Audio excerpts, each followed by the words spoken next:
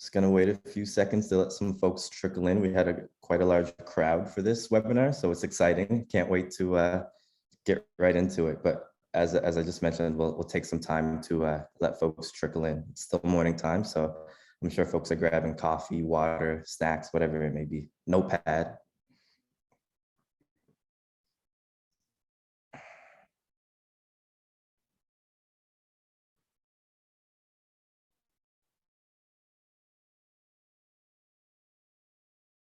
Hello, everyone. If you're just hopping on, I just mentioned that we're just gonna take a minute or two to let folks trickle in and get settled. We'll get started in a few minutes. I'm excited for this one. Been waiting all week for it.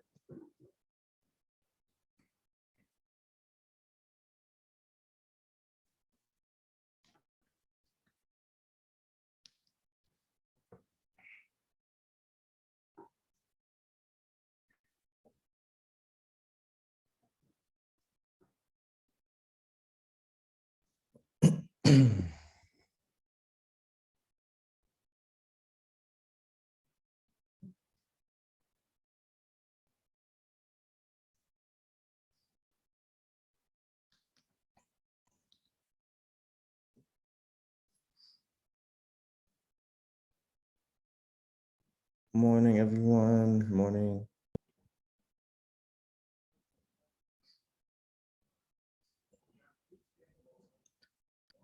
Nice to see everyone coming in. We'll get started in just a second.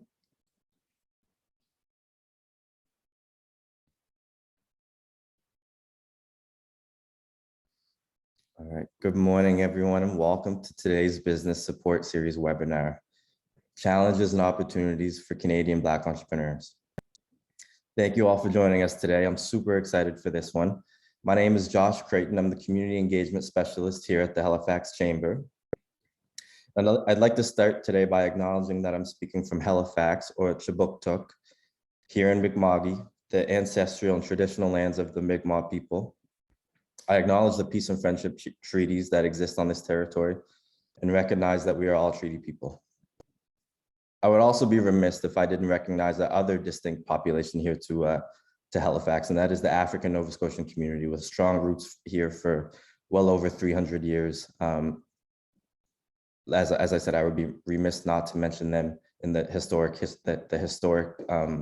past in which they've contributed to our economy and the growth of our city and country as a whole here in Canada. As a Black entrepreneur myself, I experienced firsthand the challenges and opportunities that come along with this exciting yet risky career path. So without further ado, let's jump right in and meet our presenter today. Tiffany Callender, President and CEO of Federation of African Canadian Economics, also known as FACE for short. Founded by a coalition of Canadian Black business support organizations, FACE co-developed with the Government of Canada the historic Black Entrepreneurship Program and now administers over 160 million Black entrepreneurship loan funds to Black entrepreneurs across Canada. Welcome, Tiffany, and thanks so much for joining us today. Thank you so much, Josh. Thank you for having me. And I'm so glad to join you today at the Chamber of Halifax and to really have this very important conversation. So before I begin, I'd like to say that I'm joining you today from the unceded territory of Teoktike, known as Montreal. And I acknowledge the continued struggle of our Indigenous brothers and sisters as we continue to address the challenges of our own community.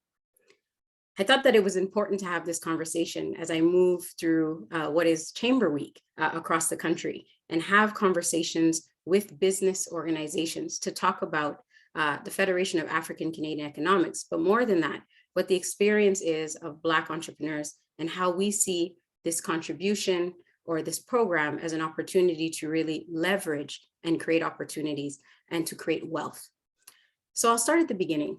The COVID-19 pandemic has not only disturbed our personal lives, but it has been a major consequence of thousands of men and women who have chosen to start a business and contribute to Canada's economic recovery.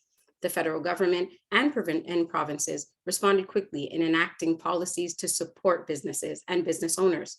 These policies have allowed many of them to weather the storm and to reopen their businesses. But in the Black community, we noticed that how difficult it was for many entrepreneurs to access funds and in some cases to reopen their business. In January 2021, 5 Black-led business organizations, as Joss mentioned, got together and decided to act to ensure that Black entrepreneurs had the same chances of every other Canadian entrepreneur to recover and to succeed. The Federation of African Canadian Economics is the result of a partnership between Groupe 3737, the Côte-de-Neige Black Community Association in Côte-de-Neige, in Quebec, the BBPA in Ontario, the Africa Center, and the Black Business Initiative in Halifax, Nova Scotia. We are a nationally led Black organization dedicated to supporting and promoting the creation of wealth of Black Canadians of African descent. According to the Abacus survey that was commissioned by the Independent African Canadian Centers Group, led by Senator Colin Deacon, multiple organizations, they were able to capture that Black entrepreneurs face numerous obstacles, which confirms what we had observed earlier on during the pandemic, and quite frankly, what we've known by shared lived experience in serving our community. Through this report, we understood that systemic racism impacts Black entrepreneurs clearly. 76% of the Black entrepreneurs surveyed said that their race makes it harder for them to succeed as entrepreneurs. Access to capital was pointed as well as a barrier for Black entrepreneurs. 75% of them said if they needed to find $10,000 to support their business, it would be difficult for them to do so. They also indicated that networks and support are critical for empowering Black entrepreneurs. And a very important data point was picked up by them indicating that there is low trust in banks, and that is widespread. Only 19% of the respondents said that they do not trust banks to do what is right for them or their community. I can proudly say that it is clear that the need for financial support and help for the Black entrepreneurship community was resonated through this survey and through the organizations and the entrepreneurs across the country to say that they needed something specific, targeted, and adapted for their needs for them to succeed.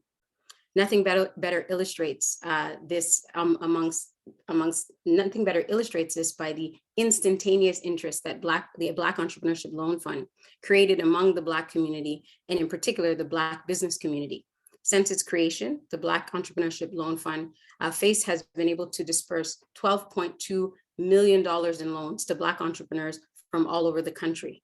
Namely, I'll take the opportunity to say in the Atlantic, there's been an investment of $1.7 million of loans approved. Its beneficiaries have told us on multiple occasions how this loan has impacted their business, especially in terms of the growth, expansion, hiring, and modernization. Our loans have encouraged thousands of Black entrepreneurs to take risks and to persevere and to innovate and to create wealth for their community. Whether it is the way in which they interact with entrepreneurs or communicate with entrepreneurs or manage the internal operations, we've made sure that innovation was one of our guiding principles. We're proud to have launched a digital interface, Bobby, where Black entrepreneurs can apply for their loans and follow the actual application process from beginning to end in an easy and simple way. With Bobby, FACE now possesses the most exhaustive mapping of Black businesses in Canada. This digital platform is not only a tool for entrepreneurs, but it is also an innovative platform that allows for interaction with our clients to identify the systematic barriers that they face and their specific needs. Bobby is interactive as an interactive dashboard and allows for us to constantly adapt to our clients' needs and, when necessary, to change our services. As today, I am proud to announce that over 26,000 businesses have registered on the platform, and we've received over 16,000 loan applications at different stages of their actual development as businesses. Among the latter group, there was a third of those that were women. 15% of the members also have self-identified as being members of the LGBTQ+ community, and 8% are under the age of 30. Without this funding and this digital platform, it wouldn't have been possible for me to provide to you such data. One thing is clear, our business community is very diverse and has different needs. I want to take the time now to speak about my experience in working in community. So I've worked now, and I'm aging myself, 18 years, exclusively working for the Black community, starting in Montreal and now with this national mandate. With understanding the history of Black people in this country, the legal barriers that have been put in place, the systemic barriers within institutions that thwarted us from being able to have access not only to information, but then also access to the tools that we would need to be able to create an independent and autonomous future for ourselves. It is clear that regardless of your current or your existing history in this country, whether, for example, if you're from Halifax and you are from a loyalist group, or if you're from the wave of people that came up to the Caribbean, from the Caribbean, or if you're the current African community that's recently settling in Halifax, what we know across the country is that commonly our experience is captured by barriers to accessing the things that we need to be able to create wealth for ourselves. And wealth really becomes a tool of freedom in the essence of being able to design your future the way that you see fit. When I had the opportunity to visit Halifax in November, I came to celebrate with BBI their 25th anniversary of serving the Black community in terms of business development. I got to meet a lot of people. I got to understand some of the history of this wonderful province, and particularly the city. I got to visit Africville, which is a place that I read about my whole life and got the opportunity to teach in community centers to kids here in the city of Montreal. I got to understand the migration starting in Halifax of Black people to different parts of the country, one of them being Montreal, where that innovation and that idea of creating for yourself and the story of the porters really built the story of the city that I live in. All of this is baked into our journey as Black Canadians. And what I love the most about this entrepreneurship loan fund is it gives an opportunity for those who do not see an opportunity in the way of employment, who do not see an opportunity in order to keep and stay in the spaces where they have been in terms of their families for hundreds of years, to stay there and continue to deepen those roots. And for me, that's the real baton that entrepreneurship offers. In being in Halifax and speaking with entrepreneurs directly, I met two brothers who are from North Preston, and they talked to me about starting a restaurant literally weeks before the pandemic hit. And hearing their story of not that they were closed or that they had to close their doors, but that they pushed forward and hired youth to then work in their restaurant. And now with over 20 employees, delicious food, which I got to sample, that they were able to provide for me at a lunch. I think that this was a beautiful story of the perseverance and also the pride that comes with being a part of Nova Scotian history, and that their desire was to build a business and be a sounding board for their community, but also take root. Let them stand up and be counted. It was a very enriching experience for me, and one that I got to have by traveling across the country. In 2021 summer, I was able to go to Toronto or the wider GTA. I visited Alberta, I visited BC. And one thing is resoundingly clear.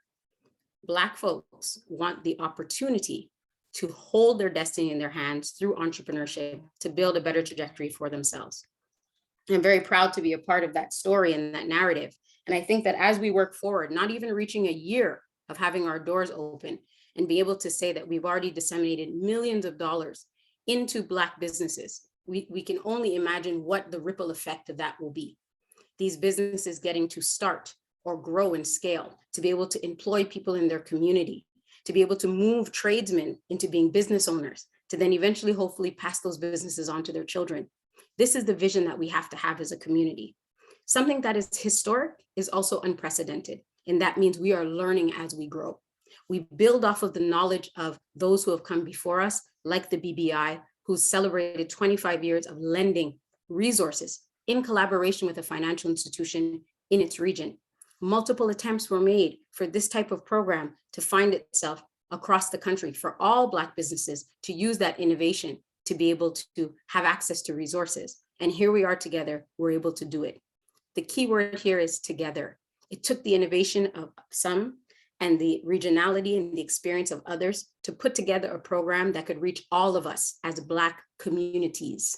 And I say communities with an S, because it's important for us to understand that we are not monolithic.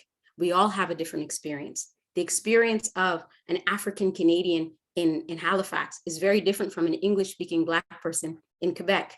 It's different than a newly arrived Muslim woman in Alberta, or even somebody who lives in the Northwestern Territories. Yes, we funded a business in the Northwestern Territories, but this is amazing. And it's a beautiful story, because what we're seeing is things that were there before that nobody knew are emerging. For me, the sign of us launching this program in May 2021 and now having 26,000 Black people register, really the statement is, I want to be counted. I want you to see that I am interested in business, or I am in business, and I need support. And I think what we have to hold on to as a community, whether in Halifax, Montreal, Ontario, Alberta, Manitoba, wherever in this country, is that as we build this legacy, and that's exactly what it can be, we will go through growing pains and we will serve our community. And hopefully our children will be able to walk into face years down the line when they have a dream to start a business. And I hope that that's the journey that we will have together. And I look forward to working closely with the Halifax community and the Halifax Chamber of Commerce to ensure that we see that to become a reality. Thanks, Josh. Back over to you.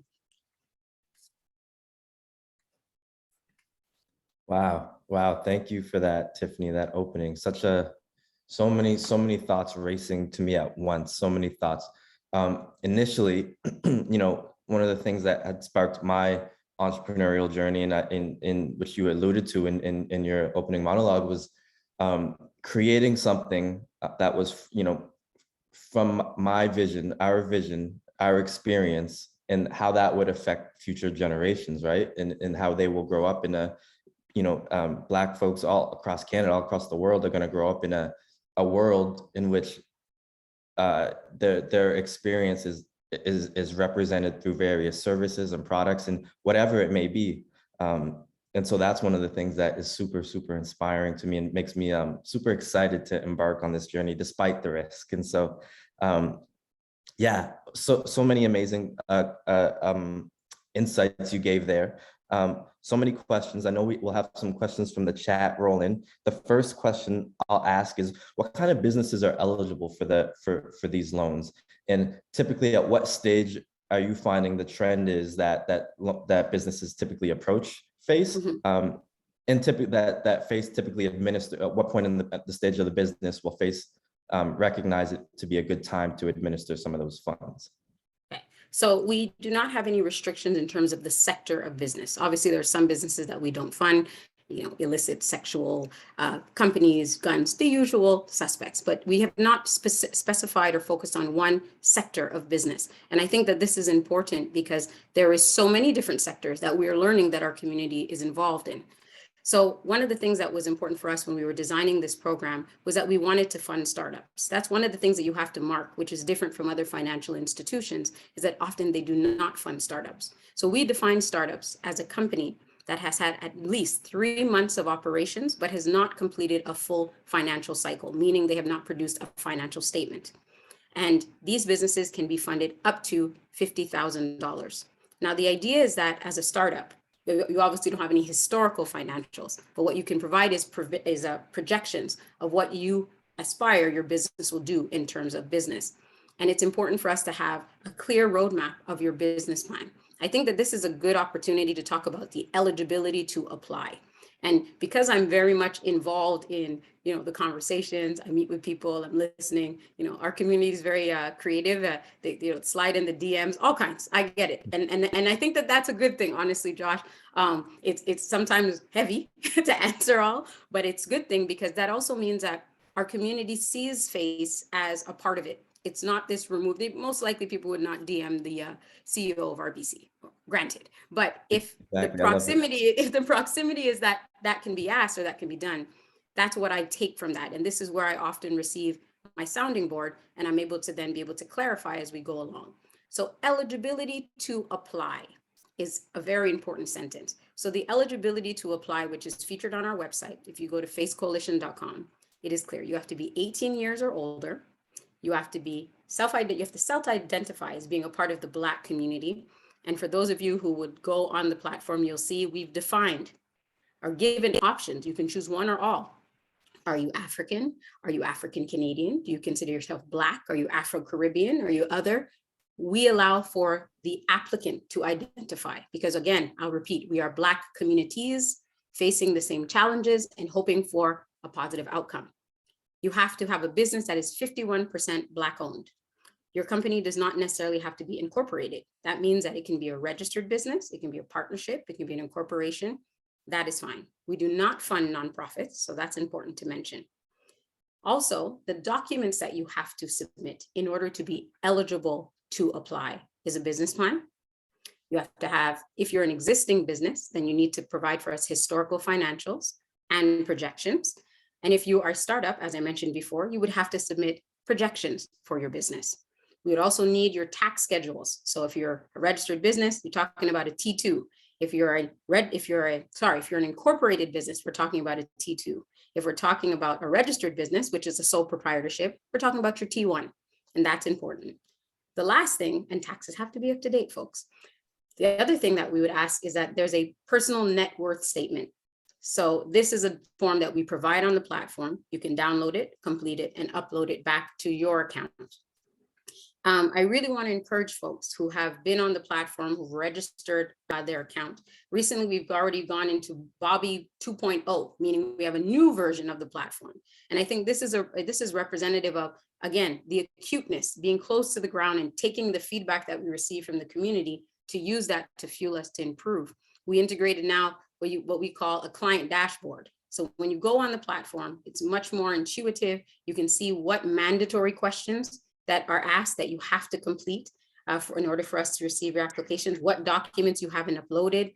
And then when you submit your actual application, the interface changes. And now you can actually follow the progress of your application. The confirmation has been received. When it moves to the next stage of document gathering, this is internally when the team is reviewing all your documents, when it moves to qualification. So this, and honestly, and you might laugh, Josh, but maybe not. But I'm a mom, and I read a lot, but I also use life as real things that people can use. So I read an interesting study. I was from Harvard Business School that talked about how Domino's Pizza revolutionized something as a simple business by using technology. If any of you have ever, I don't know if you guys have Domino's Pizza, Halifax, I hope so, you do? Right, so you know the tracker that you can watch and see like when Johnny puts it in the oven and all these steps, that inspired me because I said, you know what? We are a small engine. We are a team of 17 at FACE, and we have to leverage technology to serve the entire country. So I said, if people could follow their progress, it again puts the autonomy in their hands to see where's my application at. And we also said, let's add SMS text messages so people could then be able to get notifications. We're trying to make it as simple as possible for business owners, because y'all are busy, to be able to stay abreast of the actual loan progress or your loan progress. So that covers the program itself and also how we engage with our community and how we intend to stay acute of how we can make sure that this service continues to improve, all before our 1-year birthday. Wow. I mean, such a success story. I love that key insight that you learned from Domino's. It just shows, like you said, I'm in the midst of reading Shoe Dog, which I don't know if you're familiar with, but it's Phil Knight's memoir, which is super interesting. And I definitely resonated. I could chat all day with some of these side business conversations, but we do have some chat questions. So I'll read that off so you can answer. So the first one is, what do you see as your biggest challenge to advancing FACE's mission today? And how are you trying to address that challenge? And how can folks help? Okay, that's a great question. So for me, so far in the journey, what I've seen is, one, the demand. So huge demand. I mean, Josh, we were at 2 hours of launching the platform. There was 3,000 people registered. Like it was, we've never seen anything like it. But for me, everybody was sitting there going, oh, wow. I was like, oh, wow. Black people, we all pulled up. You showed up and you said, we're here, we're interested. And when we were going through the different accounts, some people didn't upload any documents yet, but they were just like, don't forget me. I'm here. Like I'm coming. I'm in progress, but I want to make sure you guys know. And I think that was the first strike of understanding that we were on the right course. So definitely the demand is huge. As I mentioned, we're a small engine. We're 17 people working at all cylinders. The banks, if you think about a financial institution, of course, we don't compare ourselves because we position ourselves differently in the market, but they've got retail services everywhere. These are hundreds of employees. But what I feel great about is that our little engine that could has so far already passed well over $10 million in approved loans. That's because the passion is behind it to get it done. One of the other challenges that I'll say, and I think that this is important to note because we're here together. I had a great conversation. I have great conversations with a lot of people, which is, I think, why I'm in love with this job. But I had an opportunity to speak to the Honorable Senator Don Oliver recently. And he permitted me to share this quote where he said to me, with all the work that he's done and all the contributions that he's made, and if you haven't had a chance to read his book, A Matter of Equity, please do that. It's a manual. It's a blueprint of what we can do as Black Canadians. He said that the Black community has to work together, to come together. We have to pull ourselves together. We have to use all of our synergies, our energies, and mostly our positivity to be able to build these types of institutions. And I think that there's a lot of goodwill from the community, whether it's entrepreneurs who are getting started, Black professionals who are on Bay Street, to the average citizen, Black or other, who wants to just see equity play itself out and use their dollar day to day to make a difference. But we have to pull together, and we have to be willing to say, we're going to have growing pains. I think one of the things that our community has to do is, of course, we know our story tells us that we strive to survive, to be perseverant, to be resilient, but we cannot expect perfection out the gate. It doesn't exist. What it's going to take is all of us to be positive, to use words of affirmation, but also use constructive criticism for us to get where we need to go. So I think that those are the two biggest challenges: the demand, being in the market and making sure that we're serving our community correctly, and how can we make sure that we're working together. How can you help? Here's how you can help. I always tell folks, my mother says this, and she's very proud of me that I'm mentioning her. Lean over and tell somebody, with her very Bayesian accent, lean over and tell somebody, because often within our community, we know word of mouth and helping people to get information is key, and getting connected to the resources that are available to help you. Nobody's saying that you should know how to write a business plan. Black folk, our history is we get up and get it done. Our way, we figure it out, we execute, we're not waiting, we're gonna go. However, when you're dealing with assessing risk, and you're dealing with looking at how we're gonna make sure that these loans are put in the hands of entrepreneurs as a tool, Josh, because if I give you a loan and you don't have a clear vision of how you're gonna service this loan or pay this loan, I could be giving you more harm than help. So your business plan and your financials and your projections are not just for me, they're for you. And it gives us a lens at face to see, are we going to truly give you help with this investment? And I also want to deposit these loans and this loan fund. And the reason why it's a loan fund and not a grant program is that as these loans are being paid back, what you're really contributing to is the opportunity for another business to also receive a loan. So it's something that can have longevity. It's something that can grow with the revenue that's generated.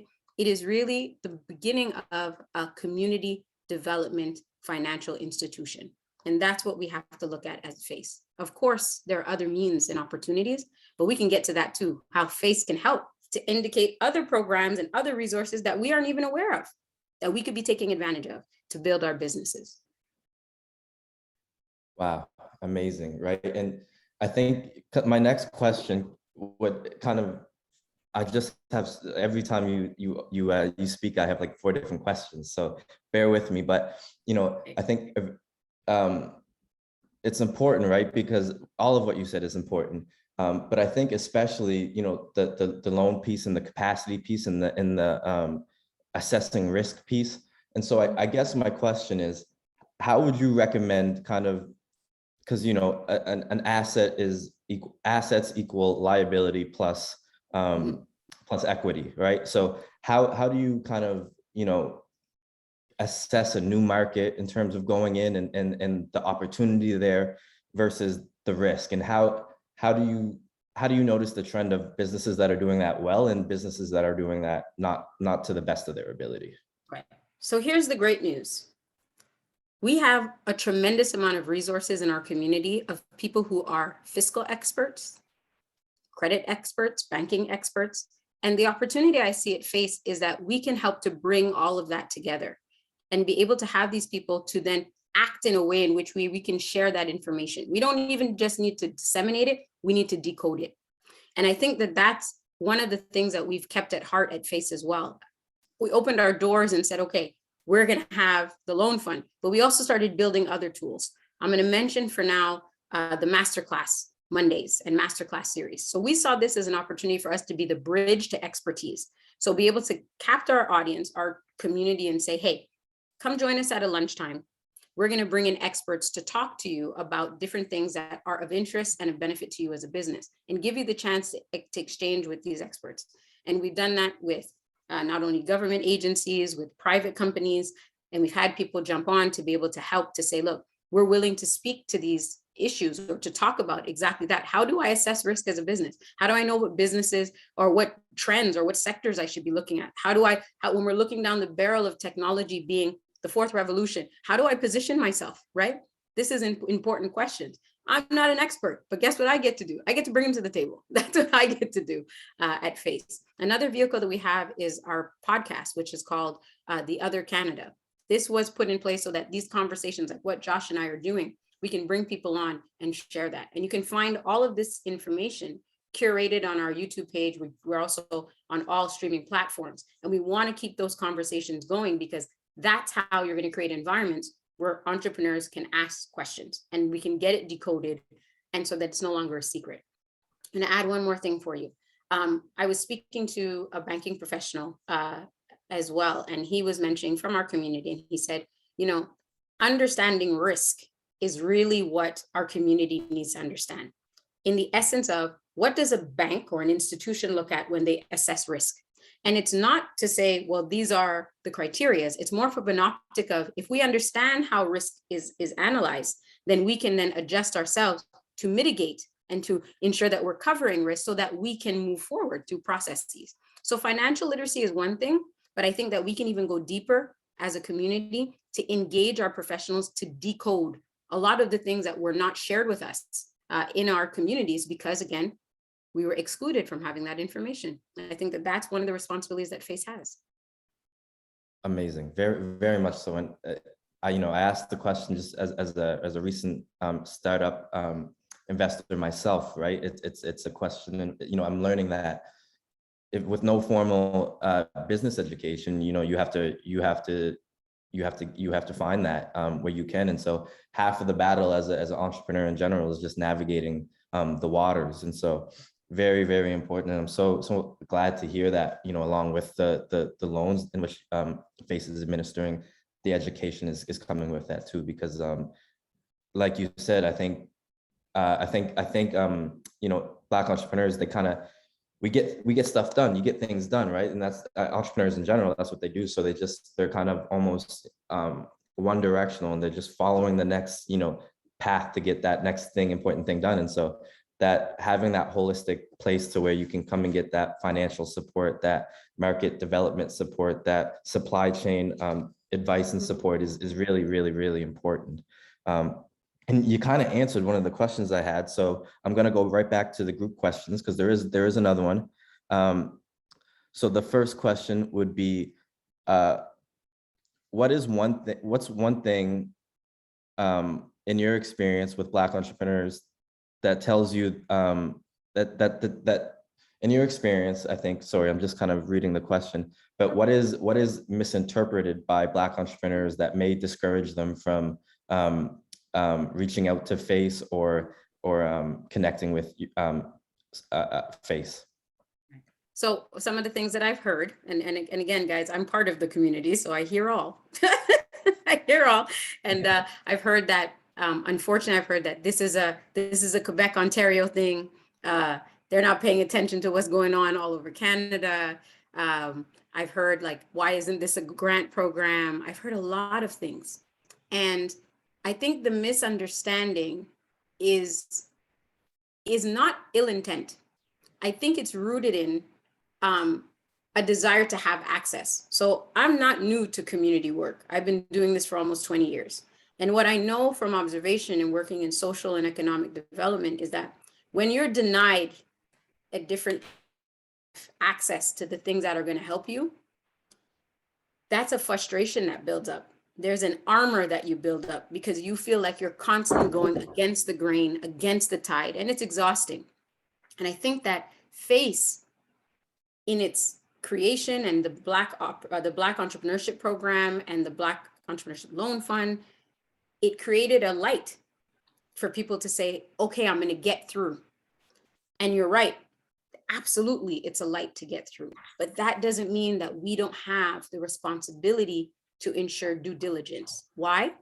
Because it's important for us to make sure that this has perennity, it has longevity. If we don't do the due diligence to prove, one, we are competent, we're able to manage resources on our own, for us, by us, we are able to support businesses, track results, and demonstrate what are the systemic changes beyond us, whether it's through policy or through private institutions that need to change, we will miss the opportunity. So I think some of the things that the folks in our community have misunderstood, they're not wrong, is that they want their shot, but we have to consider all angles of what that shot means. And I'm proud to work with professionals who are from our community, all Black team, and worked in the financial institutions, our CPAs, our lawyers, our people who are committed to this. Because at the end of the day, I always remind myself, they could have worked anywhere, but they chose to take a chance on a startup to make change for us. And that I value tremendously. And I think about our board of directors who give time. And I think about the way we share expertise and experience.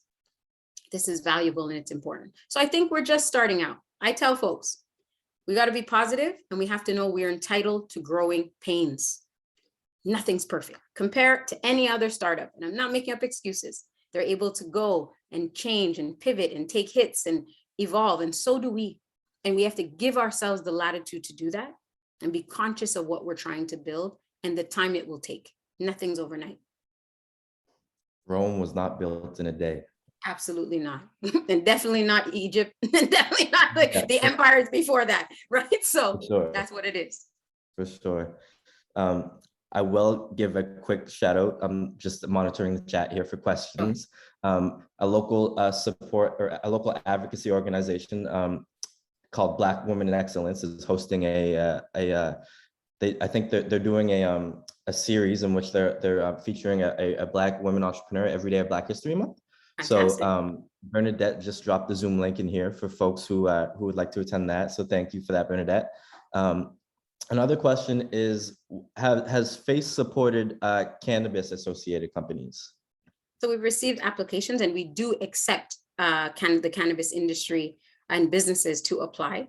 We've received applications. We haven't, I guess you could say, broken our tooth, or what they say, when you get to have your first one yet. I'm looking forward to it though, because again, working in community for so long and knowing the overrepresentation of Black folks in prison for cannabis charges, and now getting the opportunity to be a part of this changing trend, which is the fastest growing industry in the world. I think that we have to get involved. I was able to present as a panelist for Health Canada, talking about diversity in the cannabis industry. And I truly believe, as families who were making moonshine in their bathtubs during Prohibition and now are some of the richest families in the world, we can't miss that opportunity, especially with the experience that we've had with the justice system and cannabis. So yes, we do accept. And I can't wait to eventually announce our first cannabis company that we will hopefully fund at FACE. Love that answer. There is another question here. Do you have specific stats on loans given in Halifax? Absolutely. We keep all of the stats of all of the businesses that we fund, also by fund size, because we have a microloan program, which is 10,000 to 25,000. That's being done in BC and Ontario. FACE is also micro lending across the country. And we also have a macro loan program, 25,000 to up to 250,000. So what we hope to do, which is we're very result oriented, is our first year, our 1 year anniversary, is to put out those stats to be able to say, I knew it was coming. I read it. I saw you coming, guys. It is to release those statistics and show per region, per city, where we've invested these funds and the impact that it's made. How many people have been hired? How many people have been able to expand their businesses, get a new facility? So this is the work that we intend to do, and we intend to be very transparent. I did give an overview in my speech of what we've invested in the Atlantic, and the breakdown will definitely come on our 1-year anniversary. Amazing. That's so exciting, and I can't wait to hear. What if I operate a company, and I want to supply some diverse, find some diverse suppliers and create more equitable procurement policies within my business? Would I be able to go to FACE and find some of those numbers, or not numbers, sorry, but some of those opportunities? Yeah. Opportunities, yeah. Yeah. So we've had a great chance to have companies come to us and talk about diversifying their supply chain. And we want to continue to work with those companies, because you have a lot of corporate organizations or companies that say we want to, but we don't know where the businesses are. And I think with 26,000 folks on our platform, this is a great opportunity to be a bridge to work with that. So as we move through our first mandate, which we're doing quite well in terms of dispersing loans, it's what other non-financial support can we give to entrepreneurs? This platform that we've developed, there you have your own unique dashboard. We hope to evolve that to a place where we can demonstrate all opportunities that are available to entrepreneurs, which we often miss. Sometimes there are grant programs, other VC fund opportunities, procurement opportunities, diversity supply. There's so many, and we just don't know. We're unaware. I had the opportunity to work with Amex. I was a judge for their program that they had last year, where they gave $10,000 in a grant, and then also support in terms of marketing development. All this is Amex, huge company, so much wealth there. And as a judge, I was happy to see some of our folks show up, but I wanted to see more, and I can tell who you are, right? Jamaican jerk spot. Yes. I can tell by reading the actual application, and we need to come to more of these opportunities, but we have to make them visible to our community. So I think galvanizing the information is important, and also working with organizations who've been doing this work. We talk about the 5 founding organizations of FACE, but the government is also invested in ecosystem organizations across the country to help with these initiatives. We have organizations that are outside of that those initiatives that are part of this. So it's all about how we synergize and work together and not fall into a space of competition, because we're all working towards the same goal. So we just got to get as much to our community as possible. And I'll add another thing, which I'm very happy to, as I mentioned, BBI being a founding organization, and I recently accepted to be a member of the board of the Tribe Network. So again, trying to really get my experience and to be and contribute in different spaces where we want to make changes and give support to our community. Amazing. That's big shout out to Alfred and the gang at Tribe. Yeah, right. Nice to see them. Yeah, such amazing work there.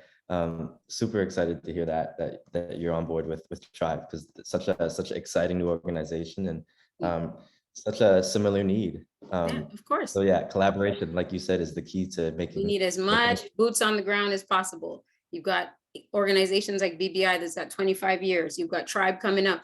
We need more. We don't need less. We don't need one. We need as much as possible. So there's a big need, and I'm glad to participate in this way in Atlantic Canada. Excited about that. Amazing. And one other question is, as a general consumer, are there anywhere, like, where can I look to? I know there's there are so many different organizations, putting directories out to the public and databases and asset maps, but there's a question just centered around how to find some black businesses to support. So I'm wondering if you could reference a few directories maybe you know of, or a few organizations you could connect to maybe. Yeah. So I'll talk about, there's a few things. We saw an initiative launch out of the BBABC in Vancouver. They launched a directory at the beginning of this month. I know that in the fall, there was also, I believe, the Black Chamber of Commerce also launched a directory. And what I'm glad to announce is that shortly FACE will be launching a directory, because with 26,000 Black business owners on our platform, this is literally giving us the greatest mapping of Black businesses in the history of this country. So we've been taking our time making sure that it's user friendly, making sure that people are able to go in and find businesses, because our consumer power is something that we also have to harness as a community. Our ability to make sure our dollars circulate, not only in our direct cities, but if, I mean, listen, we've been in a pandemic. Now all of a sudden we become experts at ordering things online. So we have to use that to build a very strong economic foundation for ourselves as Black Canadians. And also I want to deposit that there are people outside of our community that want to support in that way. Equity seeking groups have allies outside of its community, and people want to do real things, right? Putting up a black square on your Instagram is cool, but how about I buy from this specific grocery store? How about I order a shirt from that business? That's what people want to do. When I meet people within the community, outside the community, they want to do real things, real, tangible, simple things. And I think the mapping tool that we'll be launching shortly is definitely going to help with that. And I hope to collaborate with other directories in different parts of the country, because that's how we'll make sure to feed and keep in one place this large mapping of businesses. So again, more collaboration, more work to be done. But FACE is going to show up very soon with the opportunity to showcase the businesses that we have the pleasure of knowing and meeting. Amazing. Yeah, and we're actually working here at the Chamber at building a similar asset map / directory. We got to connect. We got to connect and work together. Yes, yeah. Right. I was just alluding to, like, I would reference some of BBI from their from their directory and reference. So I mean, that's all it is, right? Collaborating and making sure you got all the names there. So that's I will put a note to folks who are on this call. If you have a Black-owned businesses, a Black-owned or operated business, be sure to shoot me an email and let me know about it. Because I think myself, and I'm sure Tiffany has some opportunities for you. Of course. Just reviewing the chat.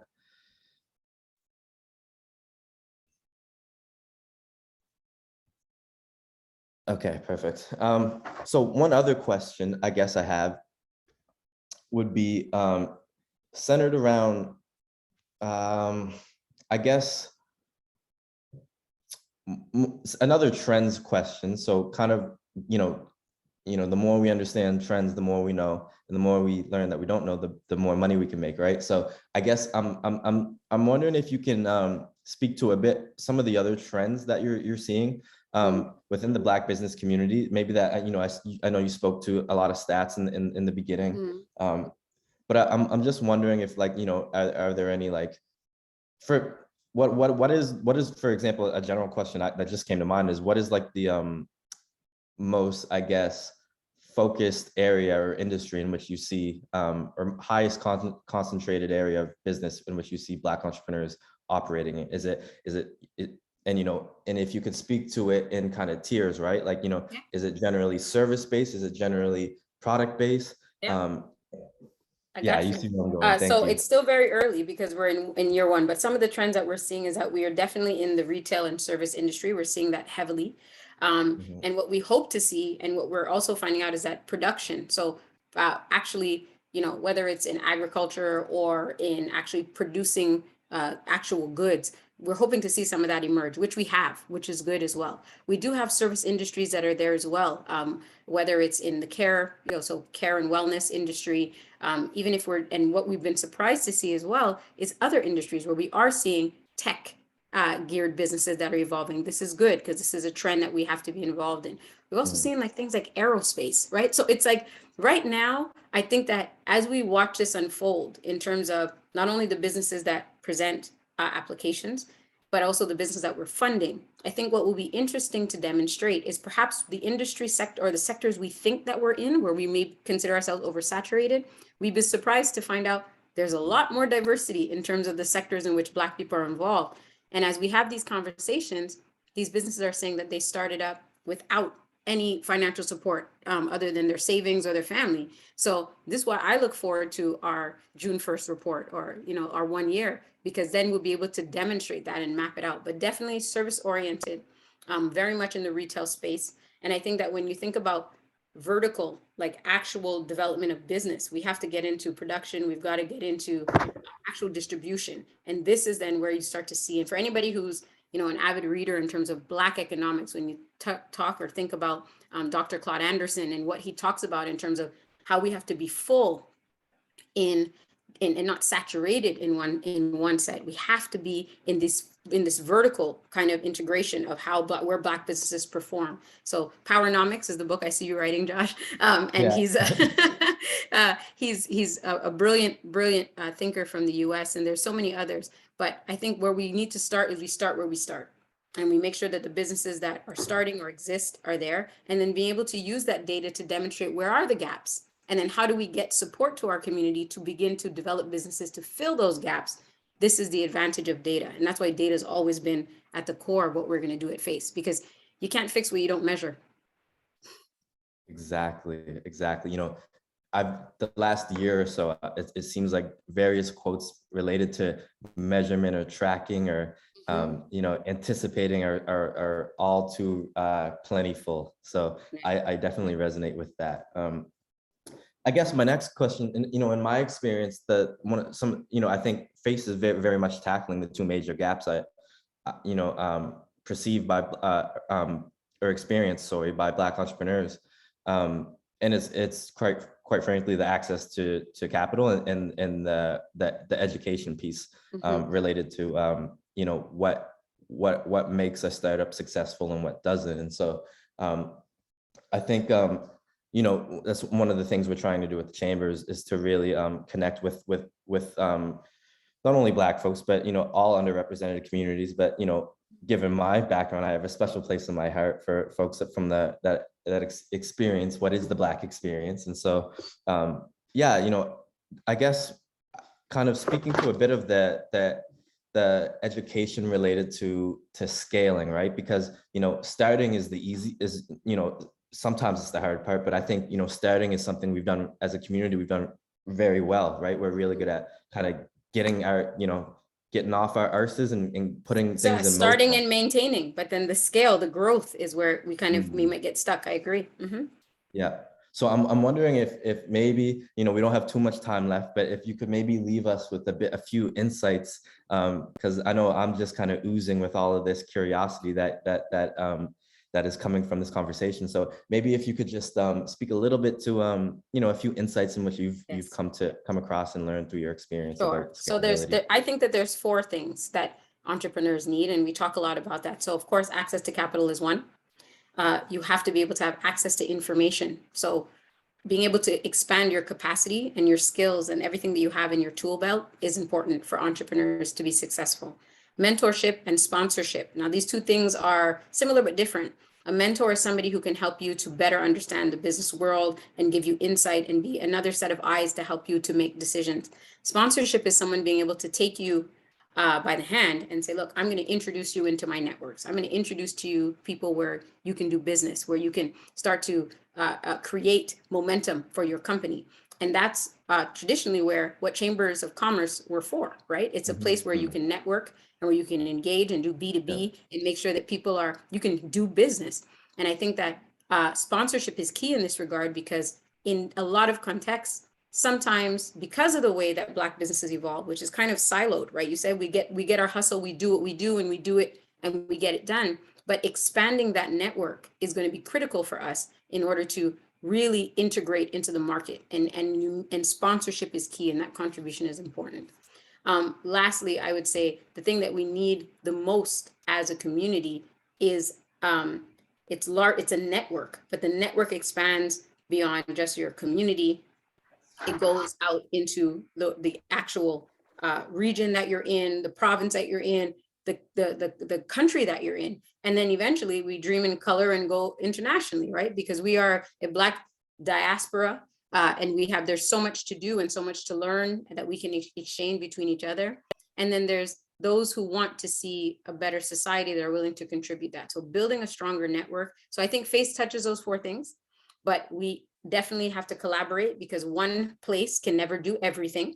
You have to focus on something to get things done and work with others to move it forward. So I agree with you, Josh. There are 2 things, but I think those are the 4 I would deposit that we need to do and work on through education. Like I mentioned, master classes, you know, TOCs, coming to events like this, having conversations with the community, super important. And a mentorship program is also in the horizon for FACE, because we have a lot of Black professionals who want to act as mentors and want to act as sponsors, but don't know where to start or how they can do it. So we need to create the vehicles for this to happen so that people are able to get the support that they need. Amazing. And I often say when recruiting new businesses of marginalized backgrounds or communities, the biggest asset of joining your local chamber is that the access to the education and the access to the network, right? Really getting to meet and understand how the business community works and operates, because it's not the same as, in my experience. I have a lot of similar to yourself, a lot of experience in the nonprofit sector, in the way in which both sectors operate is similar, but still slightly different. Exactly. Yeah, very much so. But you've actually brought my next question. Or you've alluded to it. What is next on the horizon for FACE, and what is FACE getting ready to do, and how are they tackling 2022? Right. So 2022 for us is, like I say, both hands on the steering wheel, steady, straight ahead, trying to make sure that, of course, we've had a great start in our first year in being able to build infrastructure, build a team, be able to engage professionals to support us and be able to disseminate the loan fund. And we'll continue to work in that vein and to find other partners that can work with us to amplify this work and make more access to resources.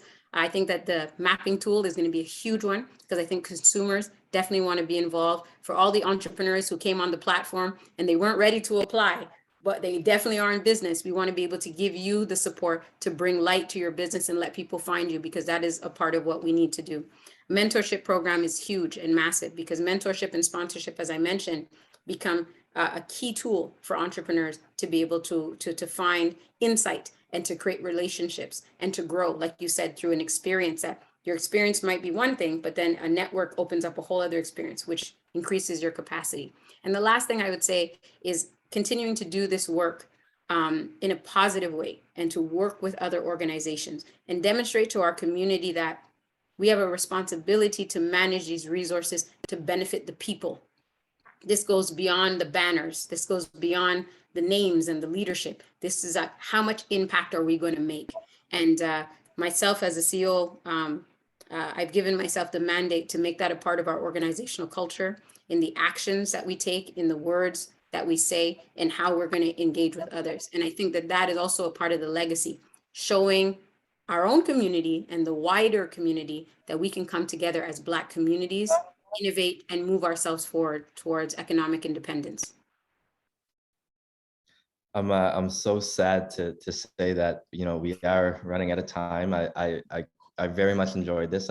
As a matter of fact, I can almost anticipate that it'll be the highlight of my day, and that I'll be thinking about it long after. So thank you so much for joining us today, Tiffany. Thank you. I will say I'll give a few reminders to folks on the call.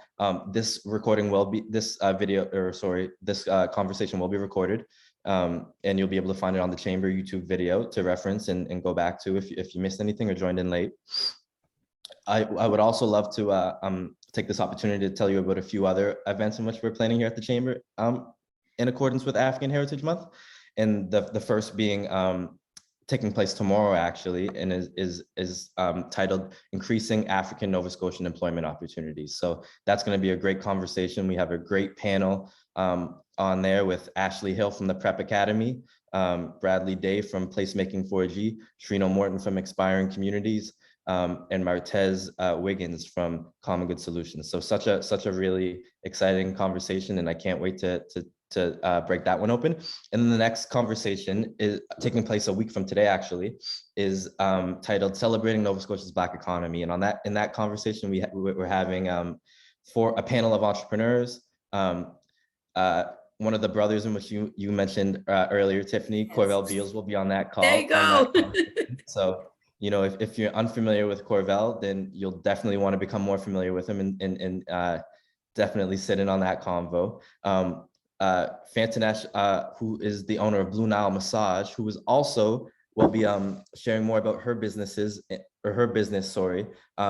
with Black Women in Excellence tonight on that Zoom link, which was provided in the chat for folks. So be sure to go check that out, or visit Black Women in Excellence on Instagram or Facebook to visit that conversation, because Fantanesh is such an inspiring business owner, and she'll be speaking on that panel as well. So if you want to get a glimpse, be sure to visit Black Women in Excellence tonight at 7 p.m. And then Tiffany Young, Natural Butter Bar, hair and skin products. She's going to be another panel on that discussion.